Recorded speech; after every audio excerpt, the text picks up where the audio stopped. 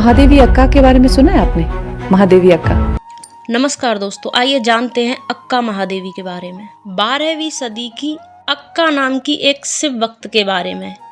इन्हें दक्षिण भारत की मीराबाई भी कहा जाता था।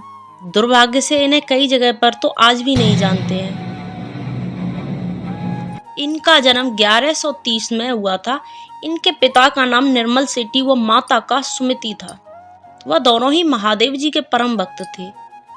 वो चाहते भी थे कि उनकी बेटी भी महादेव की भक्त हो, और हुआ भी यही कि महादेवी अक्का महादेव की इतनी बड़ी भक्त थी कि जैसे कृष्ण भगवान की मीराबाई थी। महादेवी अक्का महादेव को चैन्य मल्लिकार्जुन नाम से बुलाती थी। कहते हैं जैसे भगवान के प्रति भाव होता है, भगवान उसी रूप में स्वीकार कर लेते हैं। जैसे मीराबाई कृष्ण भगवान को गिरधर कहकर पुकारती थी, अक्का महादेवी को उनके पिताजी ने संस्कृत की शिक्षा दिलाई थी। उसी वजह से धार्मिक संस्कार बल पकड़ गए। देवी अक्का के मन में आध्यात्मिक जिज्ञासाएं जोर पकड़ गईं। उन्होंने सत्य की शोध का निश्चय कर लिया। उसी के फलस्वरूप स्वर भक्ति में मगन रहती। एक दिन अक्का नदी के किनारे होकर मंदिर जा रही थी। वहां पर जैन राजा कौशिक ने देखा तो उन पर मोहित हो गए। अक्का महादेवी अत्यधिक सुंदर थी। उसी वक्त राजा कौशिक ने अक्का महादेवी से विवाह करने की ठान ली। कुछ दिन बाद ही अक्का महादेवी के घर उनके माता पिता से अपने रिश्ते की बात करने के लिए चले जाते हैं।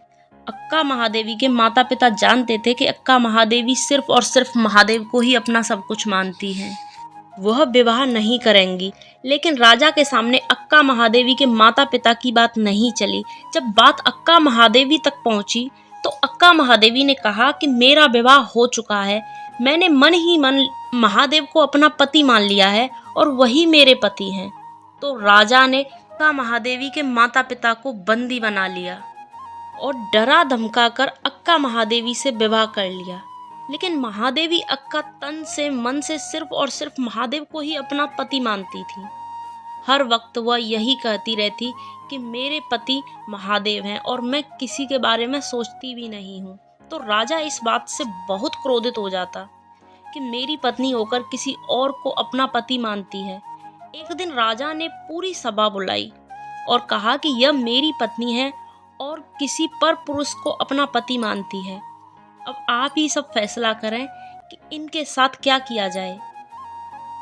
कुछ ने कहा कि इसे देश निकाला देना चाहिए। कुछ बोले इनका मुंह भी नहीं देखना चाहिए।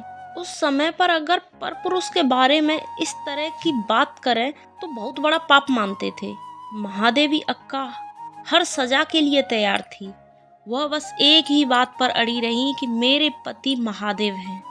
महादेवी अक्का उन सब की बात को सुनकर उस महल को छोड़ने के लिए तैयार हो जाती हैं और चल देती हैं वहां से। तभी उस सभा में से एक बोलता है कि तेरे खाने के लिए, पहनने के लिए तुझे वो तेरा पति नहीं देता है। वह जो वस्त्र पहने हैं, आभूषण पहने हैं, और वह सब राजा साहब का है। इतने में राजा घमंड से बोला कि वह सब वस्त्र गहने यहीं उतार दो, क्योंकि जब मुझे त्याग दिया तो मेरे वस्त्र आभूषण सब त्याग दो। उसी भरी सभा में महादेवी अक्का अपने कान की बाली, चूड़ी, नथनी, पायल सभी गहने त्याग देती हैं। यहाँ तक कि उसी भरी सभा में खड़े खड़े अपने वस्त्र भी त्याग देती हैं, क्योंकि वहां पर एक सच्चे भक्त की भक्ति को ललकारा जा रहा था। महादेवी अक्का ने अपने पूरे शरीर को अपने केसों से ढक दिया और कहा कि एक वक्त को भगवान से मिलने के लिए किसी वस्त्र की जरूरत नहीं होती है। महादेवी जैसी खड़ी थी वैसी ही बाहर निकल आई निर्वस्त्र, महल से, सड़क सड़क से देश। उसके बाद जीवन भर वो भले ही उनका छोटा सा जीवन था, उन्होंने कोई आवरण नहीं लिया, बस उनके लंबे केसों ने उन्हें ढका। उनकी नग्न युवा स्त्री देह को जितना यह संभव था उसी निर्वाण देह में वह शिव तत्व की खोज यात्रा आरंभ की, स्वयं का वध किया। महादेवी ने अल्लामा प्रभु के अनुभव मंडप के बारे में सुना। उनके स्थान से 800 किलोमीटर दूर वह स्थान था। महीनों पैदल चलकर भिक्षा मांगती, फप्तियां सुनती, तिरस्कार सहती वह वहां पहुंची। आज के बिदर कल्याण स्थान में शिव भक्त की महिमा सुनने। मगर शिव तत्व की प्राप्ति ससंबत उन्हें बीच रास्ते में ही कहीं हो गई थी। उनकी आंतरिक शारीरिक रचना बदल गई थी, मानसिक धर्म रुक गया था, काया छिद्रों में से राख की विभूति निकलनी शुरू हो गई थी। रहस्यवादी इसे शिव से मिलन की उच्च अवस्था का संकेत मानते थे। जब वह अनुभव मंडप के करीब पहुंची, हड़कंप मच गया। भभूत से ढकी एक नग्न स्त्री चली आ रही थी। उनका रास्ता रोकने की कोशिश हुई, सब असफल रहे। फिर भी अनुभव मंडप के एक भक्त वोमया ने उन्हें रोककर उनकी शारीरिक जांच की। बकायदा उनकी योनि तक वहां भी भभूत मिली। ये सब दिल दहला देने वाला वृत्तांत 200 साल बाद 14वीं शताब्दी में लिखे गए ग्रंथ शून्य संपादने में अंकित है। तब जाकर उन्हें अनुमति मिली अनुभव मंडप में अल्लामा प्रभु के समक्ष उपस्थिति होने की। वहां भी अल्लामा प्रभु ने कठोर प्रश्नों से उनकी कड़ी परीक्षा ली। अंत में पूछा, जब तुमने आवरण छोड़ ही दिया तो केसों से क्यों ढके हुए हो? महादेवी ने उत्तर दिया, मैं तैयार हूँ प्रभु, मगर आप अभी उस दृश्य के लिए परिपक्व नहीं हैं। उस समय के रूढ़वादी समाज में खलबली मचा दी, जहाँ तक कि उनके गुरु अल्लामा प्रभु को भी उन्हें अनुभव मंडपा में होने वाली सभाओं में शामिल करने में बहुत कठिनाइयों का सामना करना पड़ा था। महादेवी का मार्ग ज्ञान चर्चा का न था। कुछ समय अनुभव मंडप में बिताने के बाद वो शैल पर्वत की ओर चली गईं।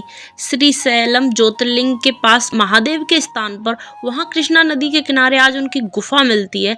यही उन्होंने एकांत ध्यान किया था। कहते हैं अंतिम वर्षों में उनके माता पिता वहां आए थे उन्हें लिवाने, वो नहीं गईं। फिर उनका राजा पति उनसे क्षमा मांगने आया, मगर तब तक वह तपस्या में बहुत आगे जा चुकी थी, लौटने को कुछ था ही नहीं। सन 1160 के आसपास 28-30 साल में किस समय वो अंतर ध्यान हुई, कुछ कह नहीं सकते। कुछ कहते हैं कि श्री शैल में ही समा गईं।